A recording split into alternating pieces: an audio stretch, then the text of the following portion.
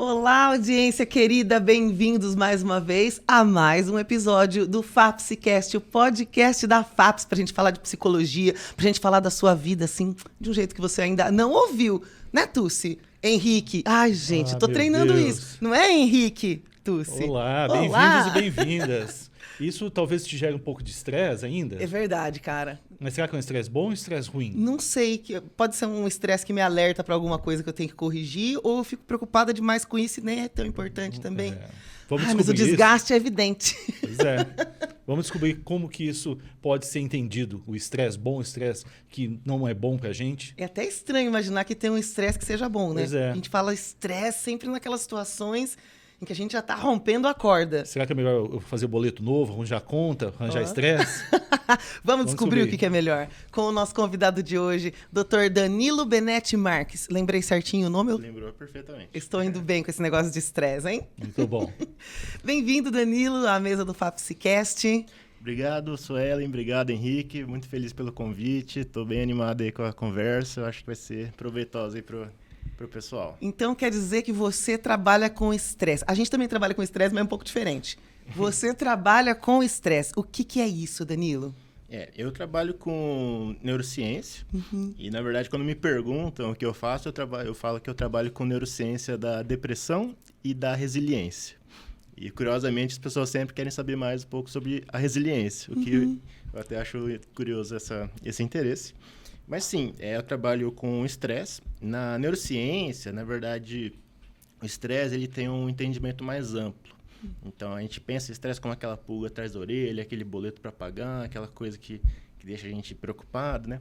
Mas na neurociência, estresse pode ser tanto uma adversidade muito mais séria, às vezes um trauma, é um grande estresse, uma fonte de estresse, até essas preocupações menores. Então, o estresse é uma coisa ampla, a adversidade. É muito difícil definir estresse, na verdade, é uma briga, o conceito de estresse desde que ele surgiu.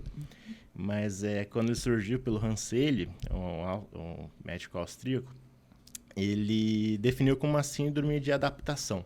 Então, ele testou lá, ele é conhecido por ser um mau experimentador, tem essa fofoca, de que ele fazia vários experimentos com ratos, colocando, às vezes ele esquecia do rato lá no biotério, coisas assim, e esse experimento é muito antigo, é bem mais fiscalizado hoje em dia, e eles viu que, diante de várias dessas situações nocivas, né, os animais eles apresentavam as mesmas adaptações biológicas. Aí ele chamou isso de estresse. Então é uma coisa que pode ser tanto ali um boleto para pagar, quanto um leão correndo atrás de você. É uma mesma biologia que acontece ali. O que faz? O que esse estresse, né, faz com o nosso cérebro, com o nosso corpo? O que muda ali? Isso, na verdade, esse é um dos meus interesses, né, quando eu comecei na área. Quando você vê na literatura, na verdade, a neurociência do estresse ela é muito prolífica. Ela tem muita coisa e, de certo modo, já faz um tempo que parece que não tem uma coisa nova ali mostrando.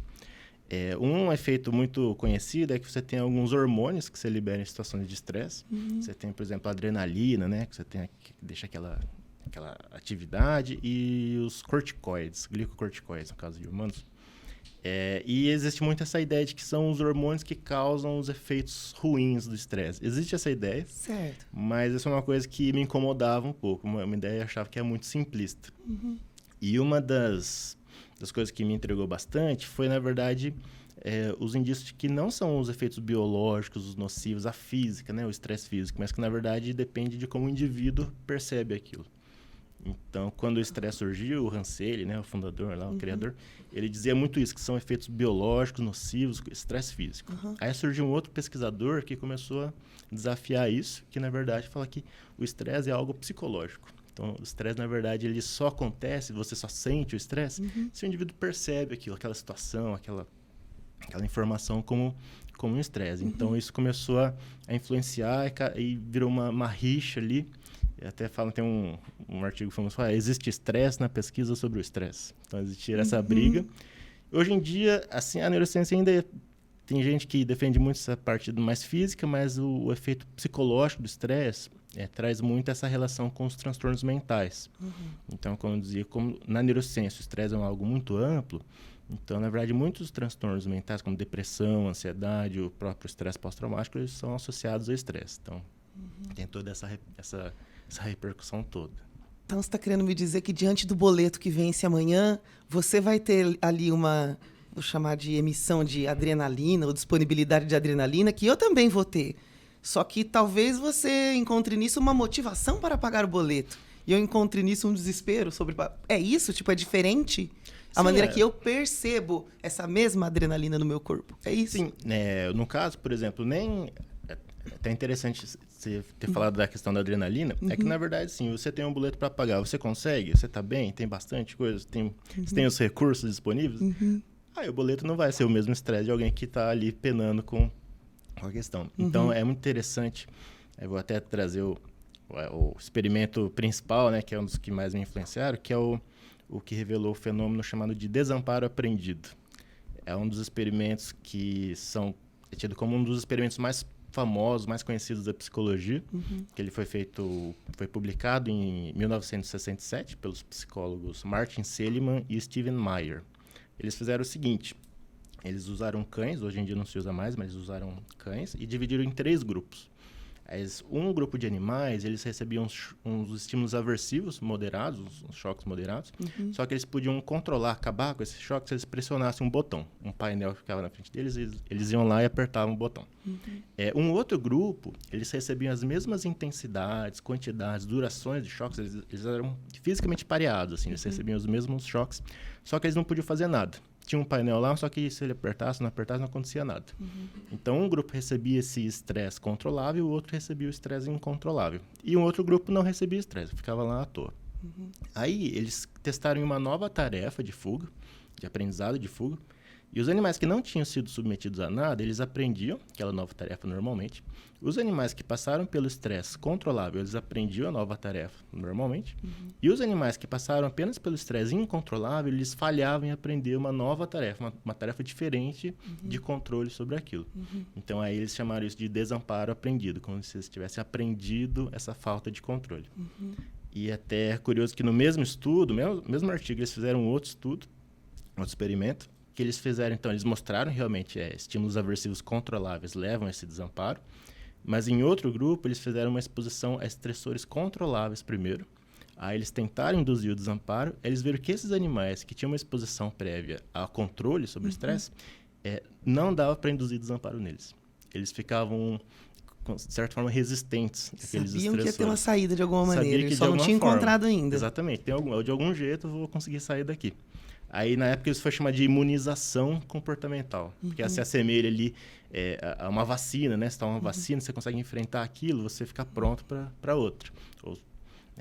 Ou uma vacina, ou quando você tem uma doença, então tem essa alusão. Mas aí esse outro fenômeno recebeu vários nomes. Aí, resistência aprendida é o nome que eu prefiro, otimismo aprendido, maestria aprendida. E a questão do hormônio, né? Então, teve alguns experimentos que vieram um pouco depois, que é muito conhecido que o estresse afeta a plasticidade neural, que é a capacidade do cérebro se modificar. Aí teve um estudo que eles fizeram esse desenho, estresse controlável, incontrolável, sem estresse, e eles foram lá e viram que só o estresse incontrolável que prejudicava a plasticidade. Aí eles foram lá e tiraram as glândulas que liberam hormônios associados ao estresse e viram que isso não afetava. Então, não afetava o efeito do estresse incontrolável, ou seja, não era culpa dos hormônios. Então, aí são onde, assim, que na verdade essa ideia de que o que causa o efeito do estresse são os hormônios, isso é bem simplista, bem errada, na verdade. E que esse processamento mais desenvolvido, controle, falta de controle, talvez seja um dos fatores determinantes dos efeitos biológicos, dos efeitos comportamentais. Então, não é se tem adrenalina ou se não tem adrenalina, mas realmente como isso funciona na circuitaria interna do indivíduo, vamos dizer assim. Como ele vai percebendo e conseguindo lidar com aquilo, independente do marcador biológico, independente de ter um hormônio ou não. Mais ou menos isso? Sim, exatamente isso. E até é curioso, porque você pensa em estresse bom, estresse ruim, que você estava conversando. Então, por exemplo, um exercício físico é um estresse que esses hormônios do estresse, eles são muito elevados. E, no fim, é uma experiência boa, uma experiência positiva, que protege o indivíduo contra coisas futuras. Então, essa questão do hormônio é muito simplista e tudo isso dá esse indício de que talvez o estresse, a adversidade, eles são processados ali no cérebro em uma forma mais complexa. Interessante. E pelo que você está colocando, então, quando o estresse é incontrolável, leva ao desamparo, né? O sujeito desiste. E não estresse nenhum, isso faz com que a pessoa fique mais sensível a qualquer tipo de estresse? Então, essa é uma questão interessante, porque sem o estresse, bom, não tem nada ali. O estresse controlável, então teve esses estudos da imunização. O efeito da imunização ele ficou escondido, né, por muito tempo. Como o desamparo aprendido, no fim, foi logo associado à depressão e tudo mais, então a neurociência só olhou para o desamparo aprendido até recentemente. Então tem essa questão do animal resistente, animal imunizado ali. O que ele tem? Ele mostra o mesmo comportamento de um animal não estressado. Então tem isso. Então veio essa ideia, e quando você pensa em resiliência, o próprio termo resiliência, ele vem ali, ressalire, né? Que é pular de volta, que vem da física, que é justamente pensando numa mola, né? Algo que você estende, mas ele consegue voltar. Isso é a definição da física, né? Se você vê a definição da psicologia, da APA, né, Associação Americana, você tem no dicionário lá que, na verdade, é a capacidade de adaptação diante estresse, diante tragédia, diante uma ameaça, ou fontes significativas aí de estresse. Então, na verdade, não é essa capacidade de voltar. E o interessante é o seguinte, então, mas esse animal resistente, então o que aconteceu? Ele escapou dos efeitos deletérios do estresse ou aconteceu alguma coisa no cérebro dele que deixou ele resistente? E justamente é isso que a neurociência tem cada vez mais mostrado. Então tem um experimento bastante famoso, que é um dos principais pesquisadores da depressão, chama Eric Nestler, que ele fez um estudo em camundongos, é um modelo animal que chama de derrota social. Então camundongos tem várias linhagens, né? E tem um camundonguinho lá e tem um camundongão lá, aí eles põem os dois para brigar, vamos dizer. E o camundongão sempre vai ganhar. E isso chama de derrota social. Então, esse comportamento aí de subordinação social, e tem vários outros comportamentos que se desenvolvem, e o pessoal associa isso à depressão. Só que é a mesma coisa. Alguns são resistentes, outros não mostram nenhum efeito, outros são vulneráveis. Eles se mostram, eles param de interagir com outros camundongos ali. Aí eles foram lá, esses são estudos bem chiques, assim, publicados super bem, que eles viram expressão gênica de vários genes, todos que davam para ver, eles viram lá. Aí que eles achavam que eles iam ver os genes alterados nos animais vulneráveis. E o que eles viram é que, na verdade, os animais resistentes, eles têm muito mais modificação, muito mais gene alterado do que os animais vulneráveis. E o animal vulnerável e o não vulnerável, eles tinham só uma pequeníssima parcela de genes que estavam afetados nos dois. Então, ou seja, mesmo no nível molecular ali, o animal resistente ele tem muito mais alterações, muito mais adaptações, que talvez é o que tornam ele resistente, resiliente, do que o vulnerável. Então, esse foi um dos primeiros marcos, assim, né, que chamou muita atenção de muita gente, que na verdade é a resiliência, é o cérebro resiliente que está acontecendo muita coisa ali dentro, e não tanto o vulnerável. Como Pergunta de quem não manja de biologia. O cara vem assim de fábrica ou essa modificação acontece diante das experiências que ele tem? Então, essa é a pergunta que não quer calar, né? A gente torce, a gente sempre pensa, quem desenvolve, né, tanto aqui na biologia quanto na terapia, né? A gente torce para que essas coisas sejam adquiridas, né? Para que a gente possa desenvolver novos tratamentos, para que a gente possa mudar isso. Mas assim, por exemplo, esse mesmo experimento, aquela coisa, eles deram um estresse, alguns indivíduos naturalmente são resilientes, naturalmente são vulneráveis, viram lá que tem genes e tal associados. Então, existe uma variabilidade inata. Mas existe também a questão adquirida. Então, a própria literatura desses estudos aí do desamparo aprendido, ou seja, um estresse anterior controlável, deixa o indivíduo resistente. Uma experiência anterior incontrolável leva o indivíduo a ter um risco para desenvolver um transtorno mental. Então, tem também essa forte influência adquirida. E muita gente tem estudado isso. O próprio Martin Seligman, né, um dos proponentes aí do desamparo aprendido, que foi feito tudo na década de 60, 70, ele posteriormente fundou a psicologia positiva, que é justamente olhar ao contrário, né? Não olhar o desamparo, mas olhar o otimismo, vamos dizer. Você consegue destrinchar, né, psicologia positiva em várias coisas.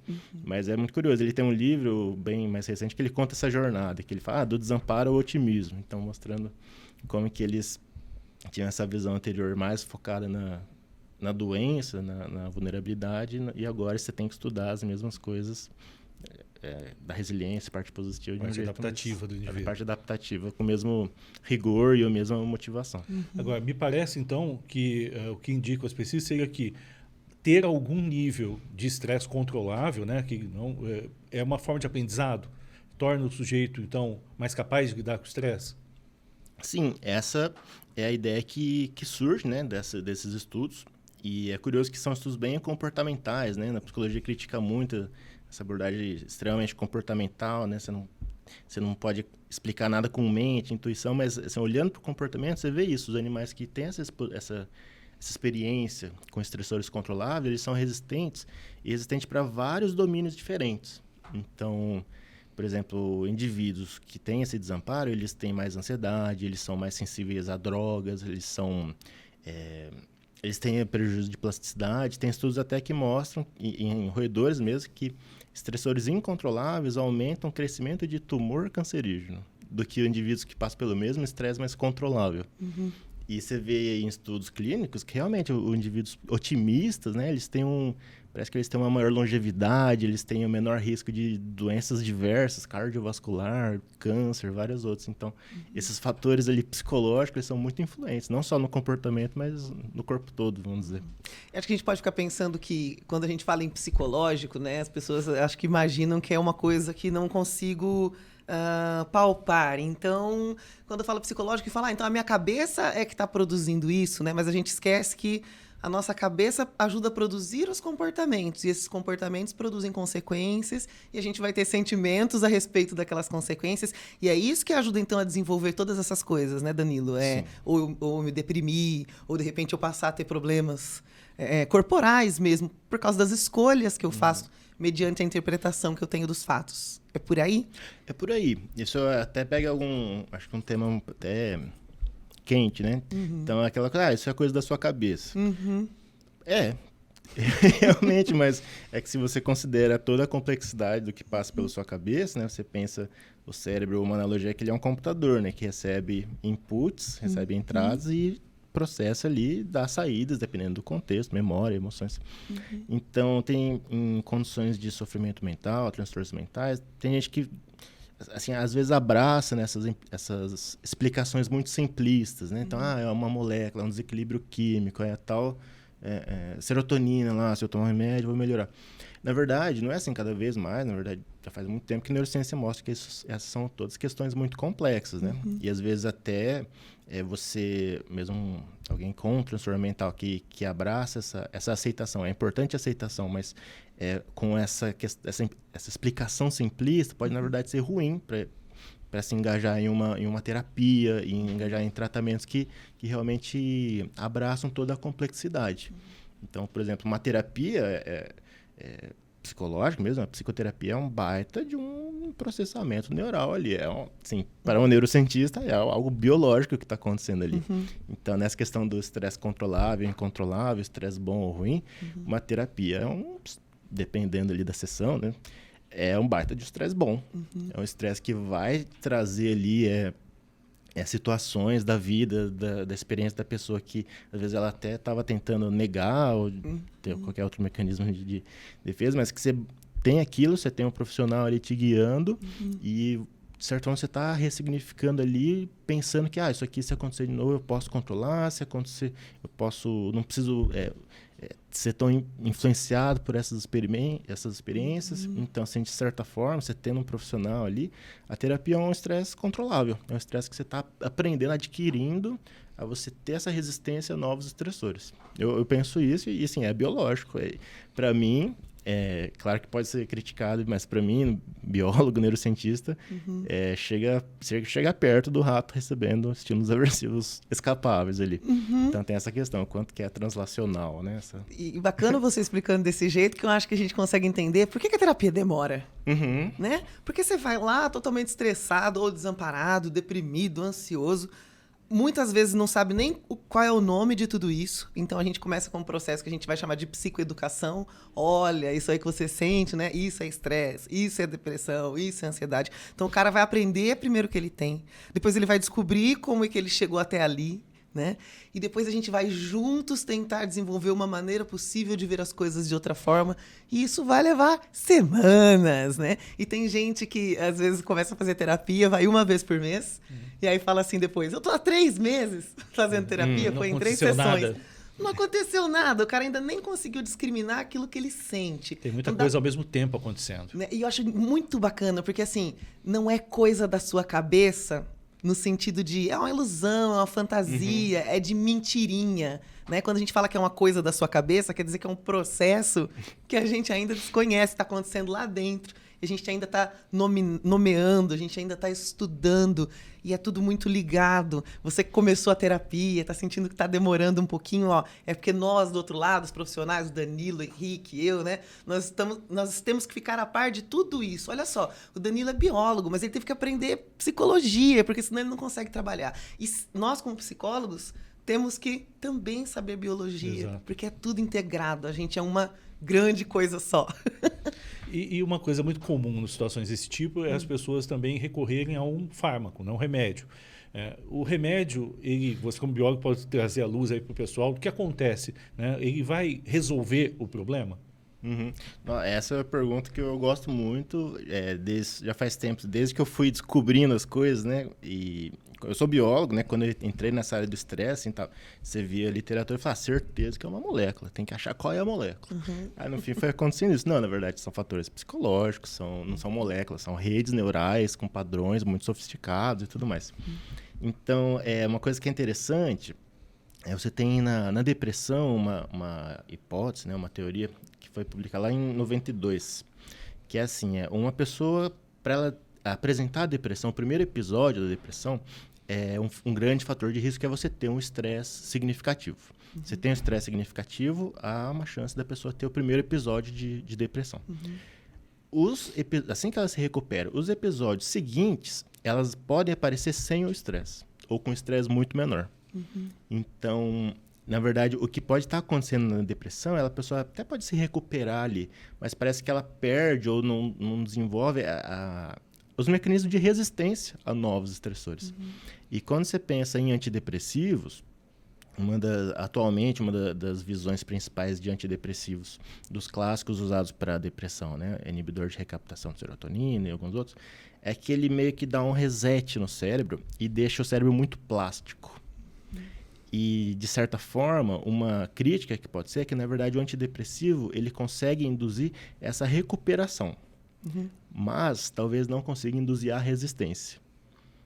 Então, na verdade, o indivíduo ele pode melhorar, ele toma um antidepressivo ali, um fármaco, ele melhora, mas ele pode ali ter de novo. Então, na verdade, essa é uma das principais diferenças de uma psicoterapia, é que, na verdade, a psicoterapia é aquela coisa, eu fiz lá e não melhorei. Mas, na verdade, talvez a psicoterapia, um investimento é você mais desenvolver esses mecanismos de resistência ao futuro, do que realmente, fui lá na sessão, tô feliz agora. Não é assim, né? Então, para alguns casos, na maior parte dos casos, na verdade, você ter as duas coisas em conjunto pode ser muito bom. Na verdade, pode ser o recomendado. Porque o antidepressivo ele pode talvez dar uma amenizada, pode dar uma recuperada. Ele ainda deixa o cérebro um pouco mais plástico, que até deixa ali permeável a você ter novos conceitos, novos mecanismos que se desenvolvem só na terapia. Claro que na vida da pessoa ela pode desenvolver ali algumas coisas sozinhas, mas ter um profissional ali pode ser mais Você tem noção do quanto eu vou compartilhar esse corte? Pois é. Porque finalmente, né? Vamos entender por que se eu já tô tomando remédio, eu ainda, o psiquiatra me falou, vai fazer psicoterapia, padrão ouro, né? Para os transtornos mentais. Tratamento medicamentoso e psicoterapia. E obrigada, Danilo, fantástico. Porque a medicação, ela vai ajudar a transformar algo no padrão biológico e é aí que a gente entra, de verdade, porque trabalhar em padrões enrijecidos é muito difícil, Exato. né, Henrique? A gente martela bastante aquela pedra ali, sabendo que está mais suave, que eu tenho como penetrar, a gente pode começar a ajudar o indivíduo a entender as coisas da vida dele, finalmente, de uma maneira nova. Exato. O barro tem que estar flexível para a gente moldar. Pra gente moldar. Agora, e é também a questão, que se a pessoa realmente não desenvolver a resistência, como ele está dizendo para a gente aqui, do lado biológico da história, ele vai acabar dependendo do medicamento por muito tempo, pra exatamente porque ele não desenvolveu o mecanismo para lidar com as coisas. Muito bacana. E pensando que a gente só sabe o que a gente já sabia, né? Se eu estou aberto às experiências aí pela medicação, estou com uma plasticidade maior, mas continuo enxergando as coisas da mesma forma, então eu vou ler ainda os próximos acontecimentos como repetição dos anteriores. E aí não adiantou nada. Tive depressão 2 anos atrás, tomei remédio, fiquei bom 6 meses, mas não adiantou. Não adiantou porque a gente não trabalhou nada, né, na psicologia, né, no psiquismo do indivíduo, no sentido de desenvolver a resiliência. Sim. Bacana. Faz sentido. Muito bom. Sensacional. E tem uma coisa muito interessante, que eu acho que também é muito inovador no seu trabalho, que fala de outros marcadores do funcionamento cerebral que podem aí esclarecer melhor o que está acontecendo, né? Você trabalhou com as ondas? Isso, exatamente. Ótima pergunta, acho que foi super bem encaixado. Então, eu já havia ali há algum tempo com essa posição mais crítica de hipótese do desequilíbrio químico, e realmente a gente foi lá estudar o efeito do estresse controlável e incontrolável, numa perspectiva eletrofisiológica. Então, o cérebro ali, ele tem impulsos nervosos, eles se comunicam ali entre sinapses. Então, a atividade elétrica do cérebro é a janela mais próxima de buscar esses correlatos da nossa experiência, dos nossos sentimentos, nossos processamentos cognitivos, afetivos, que seja. Então, a gente foi lá e desenvolveu um equipamento que a gente conseguisse registrar a atividade elétrica do cérebro em roedores. E então, a gente fez essa exposição, estressores controláveis, e a gente viu que os estressores controláveis, a maioria induzia a resistência ao estresse, os estressores incontroláveis, que em sua maioria induziam o desamparo, e sem estresse. Então, a gente registrou a atividade elétrica, tanto de oscilações neurais, ondas neurais, quanto de disparos neuronais. Então, tem muito essa ideia da neurociência de tal região é mais ativa ou região é menos ativa.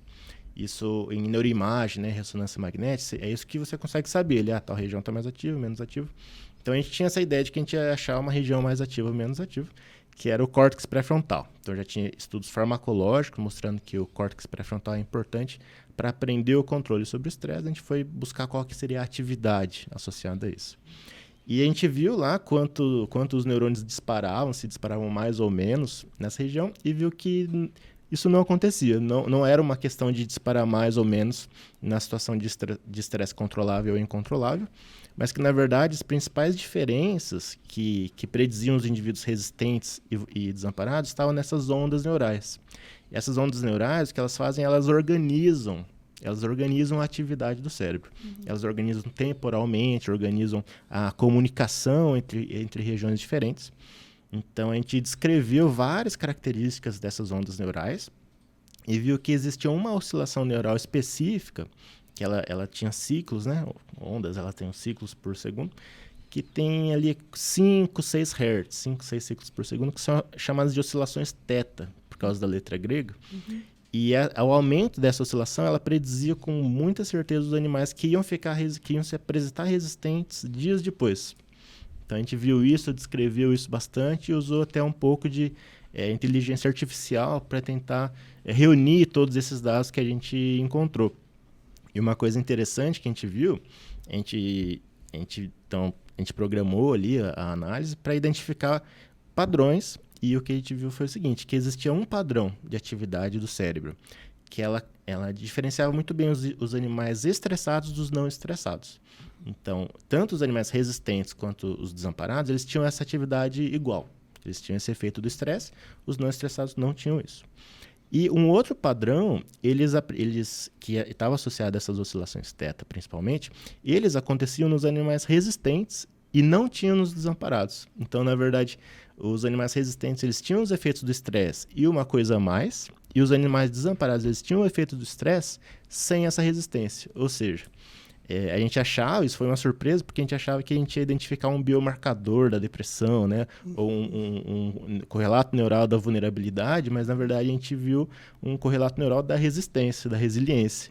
E isso é um padrão caracterizado ali por várias características, então mostrando que é um negócio ali mais complexo, né? Estudar essa resiliência, resistência e estresse tem uma neurobiologia única, ativa e complexa, que merece a mesma atenção do que se deu há muito tempo atrás na vulnerabilidade.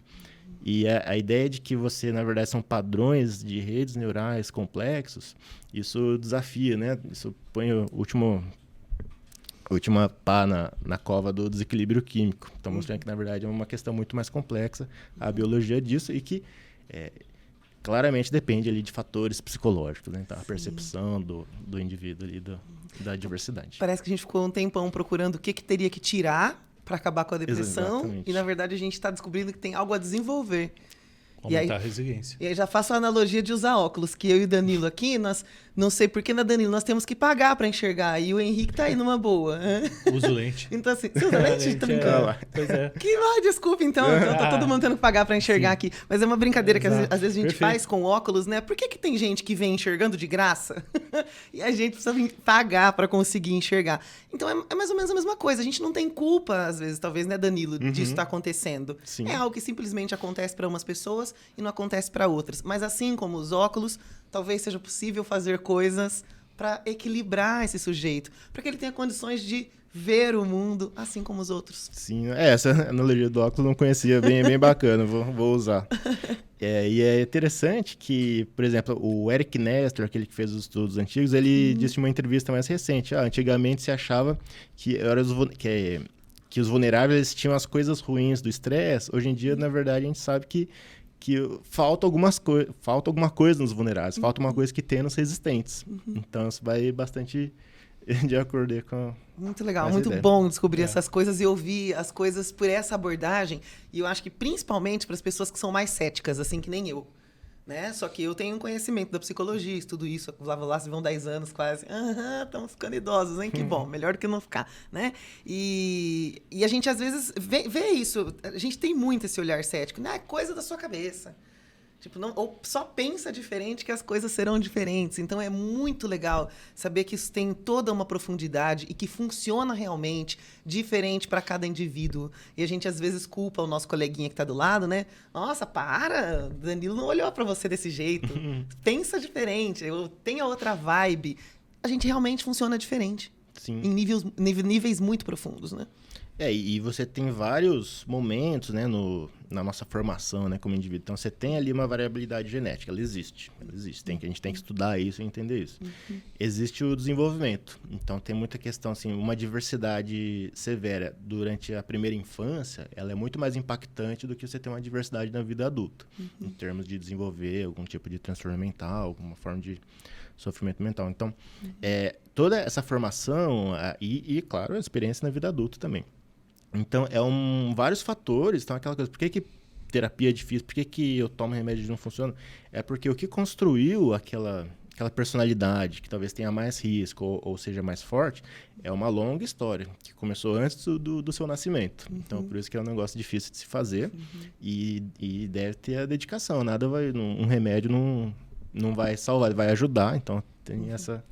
Aí já respondeu outra pergunta antes da gente encaminhar, que eu não posso deixar de dizer. Nós somos aqui psicólogos de abordagens diferentes, e às vezes a gente faz assim, né? Mas isso aqui é uma coisa que acontece nas duas abordagens e o nosso paciente pergunta. E às vezes é a queixa de gente que nem é paciente. Por que o psicólogo quer saber do meu passado? Né? Eu quero resolver o que está acontecendo agora. Por que o psicólogo quer saber do meu passado? A gente vai ouvir o que está acontecendo agora, sobretudo e principalmente. Mas, de alguma maneira, a gente precisa. Então, atenção, você que está ouvindo e ainda não foi para terapia, até por causa disso. Eu não quero ir lá falar do meu passado. O passado importa, ele constitui o sujeito. Entender como a pessoa chegou onde chegou. Né? E agora, vocês descobriram a questão das ondas θ.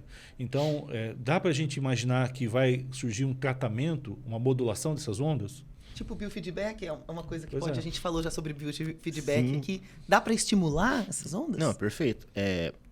Realmente existem ali pessoas aí em condição de sofrimento clínico, né? Depressão, por exemplo, que realmente não tem muito... É muito difícil o tratamento, o medicamento e a terapia. Às vezes, realmente não dá. Às vezes, é uma condição ali bem mais severa. E por isso que é interessante aí desenvolver esses novos tratamentos. E uma forma que tem chamado bastante atenção, além do medicamento da terapia, é a neuromodulação. Então, aqui é você estimular diretamente o cérebro. E geralmente pode ser feito por estimulação transcraniana, por corrente elétrica mesmo. Você põe um eletrodo aqui, um eletrodo ali, varia um pouco. Na depressão, o mais conhecido é colocar um em cada lado do cérebro, ali na parte frontal, e gera uma corrente elétrica que vai fazer com que uma região fique um pouco mais excitável, né? Mais ativável, vamos dizer. Você tem a estimulação que ela é mais intensa e mais profunda, que é a estimulação magnética, e no caso você coloca ali perto do cérebro, uma bobina, e estimula ali. E no caso, o que se pensa nessas estimulações, especialmente dessa magnética, é que você tem... A forma de tratamento é você tentar induzir uma modificação neuronal. E foi tentado vários protocolos aí e tal. E o interessante é que uma das que mais se destacam hoje, talvez seja está virando quase que a forma padrão, é você estimular o cérebro no córtex pré-frontal no ritmo θ. Então, é o mesmo ritmo ali que a gente viu no rato, no estresse controlável, é o principal protocolo de estimulação para depressão resistente a outros tratamentos. E, na verdade, além disso, tem estudos novos, principalmente do grupo de Stanford, que mostram que se você individualizar esses tratamentos, ou seja, não estimular, assim, pegar um mapa e estimular, mas achar naquela pessoa qual região que é mais ali, o córtex pré-frontal de fato, e estimular ali, você consegue, tem um trabalho muito famoso, que eles induziram uma recuperação em 90% das pessoas com depressão resistente, ou seja, pessoas que tentaram 4 ou mais tratamentos anteriores e não funcionaram. E a gente, com esses dados de eletrofisiologia, tem essa ideia de que uma onda neural, né, são momentos ali de maior excitabilidade, maior inibição, isso coordena a comunicação entre diferentes áreas cerebrais. Então, você faz uma estimulação cerebral guiada por essas oscilações, você pode atingir ainda uma maior eficácia. Sim. E como a estimulação aí quase que padrão já é no ritmo θ, então uma ideia que a gente está desenvolvendo uma parceria com o Instituto de Psiquiatria do Hospital das Clínicas de São Paulo, da USP, que é justamente tentar desenvolver formas de usar esses dados eletrofisiológicos para melhorar, para otimizar, né, a eficácia desses tratamentos para a depressão, que ela é um grupo bastante forte de tratamento de neuromodulação para a depressão. E outras formas, talvez até mais simples. Então, a estimulação transcraniana é um negócio muito simples, né, um dispositivinho assim. Talvez, em vez de você fazer ligar um polo no outro ali, fazer uma estimulação oscilatória, que talvez se mimetize aquilo que acontece naturalmente na resiliência. Então, isso que é interessante, eu acho que pode ser uma consequência interessante desses trabalhos, que você vê a resiliência natural, como é que é naturalmente. Daí você faz um tratamento baseado nisso e tentar simular o que acontece no cérebro resiliente em uma pessoa que está precisando. O cérebro consegue aprender a produzir essas ondas depois da estimulação ou, digamos que de quando em quando, talvez a pessoa tenha que passar por sessões de estimulação porque ela não consegue produzir isso? Geralmente essas sessões de estimulação, elas são bem duradouras, né? Às vezes tomam semanas, tem umas modalidades que a gente chama de acelerada, que a pessoa vai lá uma semana e às vezes fica 1 hora ali recebendo estimulação. Mas é a mesma questão, a pessoa, às vezes aquilo melhorou a função executiva do indivíduo, né? Conseguiu a pessoa ali recuperar, ter um pouco ali de motivação, tem que ter ali a psicoterapia para manter aquilo, né? E às vezes até o medicamento pode ajudar, né?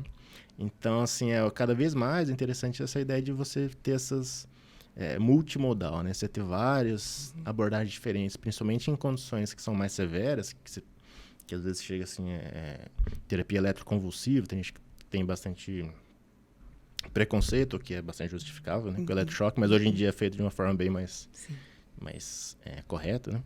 Mas é interessante você ter todas essas ferramentas possíveis, né? Porque, assim, depressão e ansiedade são as condições de sofrimento mental mais prevalentes no mundo hoje em dia. Com a pandemia aumentou globalmente, então sempre é importante estar desenvolvendo coisas novas e eficazes. Fantástico. Adorei. Muito bom. Muito bom. Danilo, muito obrigada. Fica alguma coisa que você quer perguntar? Eu acho que é essa recomendação, como você está dizendo, né? Eu acho que todos esses... um tratamento multimodal, né? Manter a atividade física, ter aí um controle sobre esse estresse, né? E buscar, quando casos graves, outros alternativos de tratamento, seja, né, a farmacológica e outras que estão sendo desenvolvidas. Ter esse combo, né? Sim. Eu penso bastante nisso, então realmente... esse tratamento é aquela coisa difícil, é o desenvolvimento, é o gene, é tudo. Então, ter esse monte de ferramenta que vem da ciência, né? Gente ali estressado, fazendo doutorado, fazendo experimento ali, recebendo choque. Eu levei vários choques ali do equipamento que eu dava. E assim, são os frutos que a ciência colhe, que o financiamento em ciência gera, que é o que vai, no fim, ajudar a vida de muita gente. E essa é outra importância que a gente também ainda precisa entender, né? Porque que tem todo esse pessoal aí enfiado em laboratório. Para que isso? Eu não vejo nada na minha vida.